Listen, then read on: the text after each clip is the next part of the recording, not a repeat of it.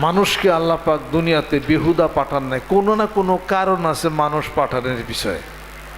মানুষ পাঠানোর পিছে কিছু কারণ আছে, আর তার বন্ধু আল্লাহ রসুলকে পৃথিবীর বুকে পাঠানোর পিছনেও কিছু কারণ আছে। আলহামদুলিল্লাহ।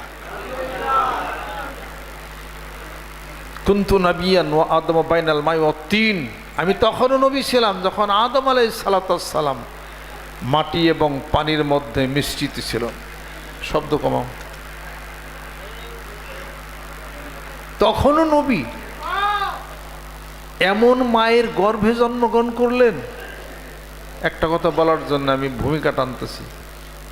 মা আমেনা, আমেনা অর্থ কি?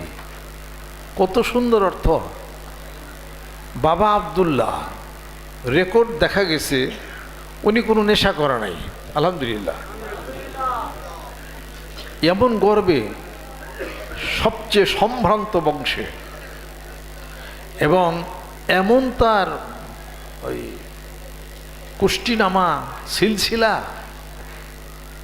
পরিষ্কার পরিচ্ছন্ন, এবং যেই রুহকে রুহানি জগতেই আল্লাহ পাক নবুয়ত দিছেন, শরীয়তে নবুয়ত দিছেন 40 বছর বয়সে, আত্মার জগতে আগেই নবুয়ত দিছেন, প্ল্যান ওয়াইজ কাম করছেন, পাঠিয়ে দিলেন।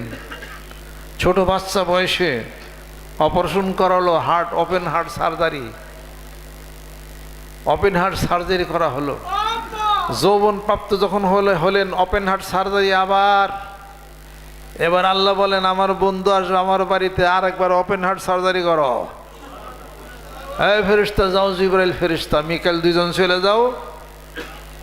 এবার আল্লাহ বলতেছেন রাতের কোন এক অংশে বাবে ফাল আসরা বি আবদিহি, তার বান্দাকে অর্থাৎ মুহাম্মদ সাল্লাল্লাহু আলাইহি সাল্লামকে রাতের কোন এক অংশে নৈশ ভ্রমণ করাইলেন, মক্কাতুল মুকাররমা থেকে বাইতুল মুকাদ্দাস পর্যন্ত, যা চতুর্পাশ আল্লাহ পাক বলেন আমি বরকতময় করেছি। যেরকম সুবহানাল্লাহ। তার আগে ওপেন হার্ট সার্জারি করো, মানবিক যত দুর্বলতার যা আছে সব ধুয়ে মেশে পরিষ্কার করে বুকটাকে প্লাস্টার করে দেওয়া হলো। এবার চলছেন। আল্লাহ পাক বলছেন যে মানুষ, হিকমত কি নাই তোমাদের? সাধারণ মানুষ, আমার বন্ধুকে যদি এত নিয়ম নীতি পালন করতে হয়, কোরআন নাজিল করব, বয়স 40 হলো, আমার কাছে আসবে, বুকটা প্লাস্টার করা হলো, সে আমার বন্ধু, বুঝতে হবে। তারপর আমি কোরআনুল কারীমের মধ্যে ইরশাদ করি ইল্লা মান আতাল্লাহা বিকালবিন সালিম। আল্লাহ নবী সাল্লাল্লাহু আলাইহি ওয়াসাল্লাম চলছেন মক্কাতুল মুকাররমা থেকে বাইতুল মুকাদ্দাস, সেখানে সকল নবীর রূহ উপস্থিত হলেন, 2 রাকাত নামাজ পড়ালেন ইমামতিতে। চলছেন প্রথম, দ্বিতীয়, চতুর্থ, পঞ্চম, ষষ্ঠ, সপ্তম আকাশ, সিদরাতুল মুনতাহা পারি হয়ে মহাশূন্যতা পাড়ি দিয়া মহান মাবুদের বাড়িতে চলছেন তার বন্ধুর দাওয়াতে। যেরকম সুবহানাল্লাহ। কত বিশাল কিছু, কত চেইন মেনটেন করে, কত পূর্ব পরিকল্পনা দিয়া একজন মানুষ পাঠাইলেন। তিনি আপনার আমার মতো মানুষ নাকি? সূরা কাহফের মধ্যে আল্লাহ পাক ঘোষণা করেন কুল ইন্নামা আনা বাশারুম মিসলুকুম ইউহা ইলাইয়া আন্নামা ইলাহুকুম ইলাহুন ওয়াহিদ ফামান কানা ইয়ারজু লিকা রাব্বিহি ফালিয়ামাল আমালান সালিহা ওয়ালা ইউশরিক বিইবাদাতি রাব্বিহি আহাদা। ও বন্ধু বলে দিন আমি তোমাদেরই মতোই মানুষ। কিভাবে? যে মানুষ খাওয়া দাওয়া করে, লেনদেন করে, বিবাহ শাদী করে, মানবিক যে কাজগুলি আছে বশরিয়াত, এইটুকুর সাথে তোমাদের মিল আছে, বাদ বাকি 26টা স্তরের পার্থক্য আল্লাহ রসুলের সাথে। সাধারণ মানুষ কি সেই রুহের জগতে নবুয়ত পাইছিনি? সাধারণ মানুষ কি আল্লাহর বন্ধু হইতে পারছিনি? সাধারণ মানুষ সম্পর্কে আল্লাহ পাক বলছেন নি ওয়া মা ইয়ানতিকু আনিল হাওয়া ইন হুয়া ইল্লা ওয়াহয়ুন ইউহা, বলছেন নি? তা তো বলেন না। সাধারণ মানুষকে শক্ক সদর করছেন নি? সাধারণ মানুষকে মেরাজ হয়েছিনি? কোনো নবীরই তো মেরাজ হয় না। তাহলে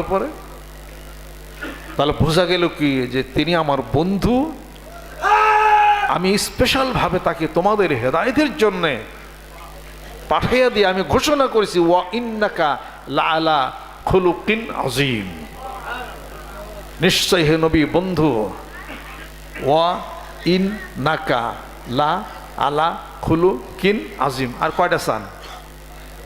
এমন চরিত্র, মহান এক চরিত্রের অধিকারী, যেটার কোনো ডাইমেটার নাই। তাকিদ দেওয়া হয়েছে, ফেল বলা হয়েছে, লামে তাকিদ বলা হয়েছে।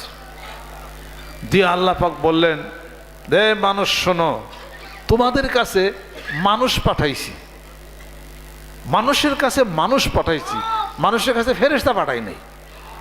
সুবহানাল্লাহ।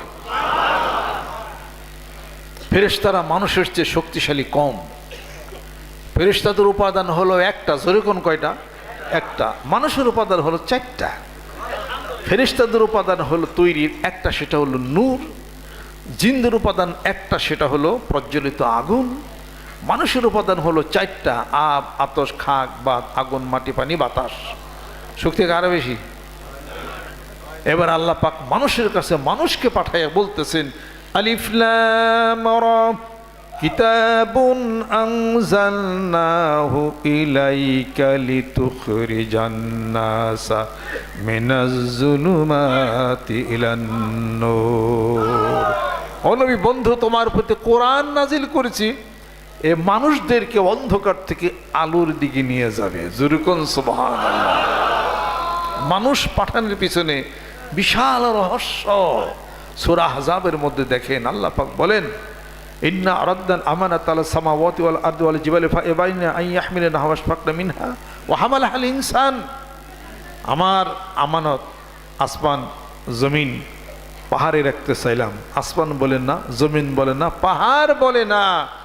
ওয়া হামালাহাল ইনসান, মানুষের মধ্যেই আছে সে আমানত। মানুষ যা বহন করে চলছে, যা নাই বিশ্ব ব্রহ্মাণ্ডে, যা আছে এই বিশ্ব ব্রহ্মাণ্ডে, তা বিরাজ এই মানব ভাণ্ডে। এটাই হলো কথা।